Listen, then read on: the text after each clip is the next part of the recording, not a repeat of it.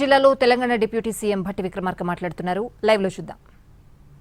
2.5 సంవత్సరాల్లో రైతుల కోసం అది రైతు భరోసా కావచ్చు, రైతు రుణమాఫీ కావచ్చు, బోనస్ టు అగ్రికల్చర్ ప్రొడక్ట్స్ వ్యవసాయానికి సంబంధించి కావచ్చు, ఇన్సూరెన్స్ టు ఫార్మర్స్ కావచ్చు, relief measures to crop damage కావచ్చు. నేను చెప్పేది కూడా గత 10 సంవత్సరాల్లో క్రాప్ డ్యామేజ్ వాళ్ళు రూపాయి ఇవ్వలే, కానీ మేము ఇచ్చాం.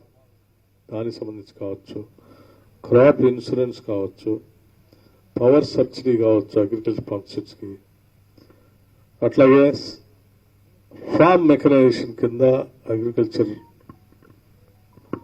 ఫార్మ్ మెకనైజేషన్ కింద వ్యవసాయ యాంత్రికాలకు సంబంధించినటువంటి పనిముట్లకు ఇచ్చేటువంటి సబ్సిడీ కావచ్చు, ఆత్మీయ భరోసా కావచ్చు, ఇందిరమ్మ ఇరిగేషన్ స్కీమ్ ఎక్స్పెండిచర్ కావచ్చు, ఇట్లా ఇతరత్ర అగ్రికల్చర్ స్కీమ్స్ కలుపుకొని కేవలం 2.5 సంవత్సరాల్లో 1,67,877 కోట్ల రూపాయలు కేవలం రైతు సోదరుల కోసం ఈ ప్రభుత్వం ఖర్చు పెట్టినటువంటి డబ్బు ఇది. దీని ద్వారా మేము ఏం సందేశం ఇవ్వదలుచుకున్నామంటే, ఈ ప్రభుత్వం చాలా చిత్తశుద్ధితో, సంకల్పం బలంతో ఈ రైతాంగ సోదరులకి, వ్యవసాయ రంగాన్ని బలోపేతం చేయటం కోసం అంది వచ్చిన ప్రతి అంశాన్ని వారి అభివృద్ధి కోసం రూపాయి పోగేసి వారి కోసం ఖర్చు పెడుతున్నాం అనేటువంటి సందేశాన్ని, అంటే విషయాన్ని మీ ద్వారా వారికి తెలియజెప్పాలనేటువంటి ఆలోచనతోనే నేను ఈరోజు ఈ లెక్కలు ఇచ్చాను. అలాగే ఇక రైతు భరోసా అంటే కాలానికి పెట్టుబడి, సమయానికి ఇచ్చేటువంటి పెట్టుబడికి సంబంధించి కేవలం 9 రోజుల్లో ఈరోజు మీ అందరికీ స్పష్టంగా నేను చెప్పదలుచుకునేది, మరి 8 ఎకరాల వరకు ఇప్పటికే పూర్తి స్థాయిలో డబ్బులు రిలీజ్ చేయడం జరిగింది. ఈ గతంలో ఎప్పుడూ లేదు ఈ రకంగా. ఇప్పటికే 8,759 కోట్ల రూపాయలు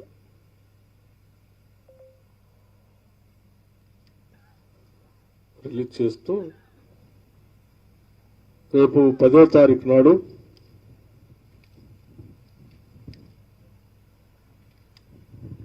₹7,750 కోట్లు రిలీజ్ చేసి రేపు 10వ తారీఖు నాడు మీ అందరి సమక్షంలో, రైతుల సమక్షంలో, మీ ఆశీర్వాదంతో నేరుగా మీ సమక్షం నుంచి మరొక 1,000 కోట్ల రూపాయల్ని, 1,900 కోట్ల రూపాయల్ని మీ సమక్షంలో రైతుల అకౌంట్లోకి 9 ఎకరాల నుంచి 54 ఎకరాల వరకు ఉన్నటువంటి అందరికీ ఆ మిగతా డబ్బులు కూడా మీ అందరి సమక్షంలో రేపు ఇక్కడే రిలీజ్ చేసేటువంటి కార్యక్రమం జరగబోతా ఉంది. గౌరవ ముఖ్యమంత్రి రేవంత్ రెడ్డి గారు, ఉప ముఖ్యమంత్రిగా, ఆర్థిక శాఖ మంత్రిగా నేను, వ్యవసాయ శాఖ మంత్రిగా తుమ్మల నాగేశ్వరరావు గారు, మిగతా కేబినెట్ సహచరులు అందరం కలిసి రాష్ట్ర వ్యాప్తంగా ఉన్నటువంటి రైతాంగ సోదరులందరికీ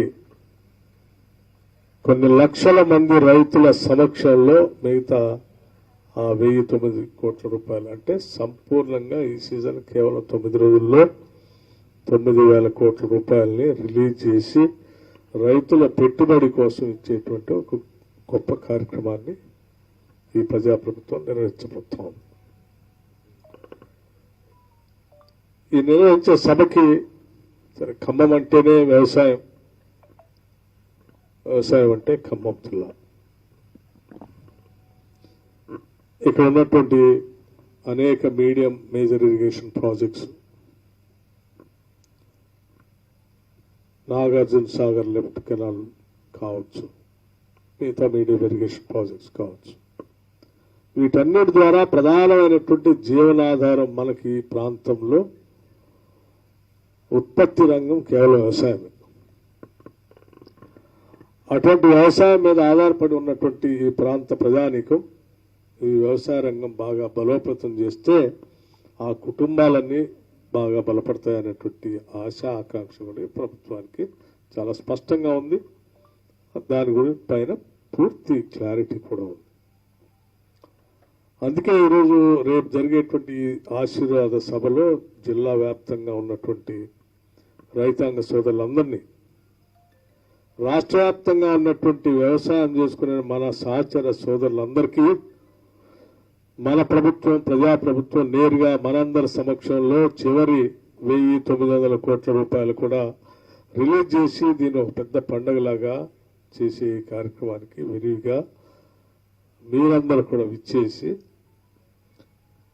ఈ రైతుల సంక్షేమం కోసం నిరంతరం తపిస్తూ పనిచేస్తున్న ఈ ప్రభుత్వం, ఇక్కడ ఉన్నటువంటి రైతులు కోరిక మేరకే దీనికి రైతు ఆశీర్వాద సభని నామకరణం చేయడం జరిగింది. ఇది ప్రభుత్వం చేసిందో, మేము చేసిందో, లేకపోతే అధికారులు చేసింది కాదు. ఇక్కడ రైతాంగ సోదరులందరూ కలిసి వాళ్ళు పెట్టుకున్నటువంటి పేరు ఇది. ఆ పేరుతో ఇక్కడ సభ నిర్వహిస్తూ ఉన్నారు. దీనికి విరిగా తరలి రావాల్సిందిగా వారందరూ కోరుతూ, భవిష్యత్తులో కూడా ఇదే స్థాయిలో రైతుల పక్షాన్ని ప్రభుత్వం నిలబడుతుంది. రైతుల కోసం కావలసినటువంటి నిర్ణయాలన్నీ కూడా వాళ్ళకి మేలు జరిగేటువంటి నిర్ణయాలు చేసుకుంటూ ముందుకు పోతుంది. దయచేసి రైతు సోదరులందరూ, ఇది మన ప్రభుత్వం, ప్రజాప్రభుత్వం, పెద్ద ఎత్తున తరలి రావాల్సిందిగా నేను విజ్ఞప్తి చేస్తా ఉన్నాను.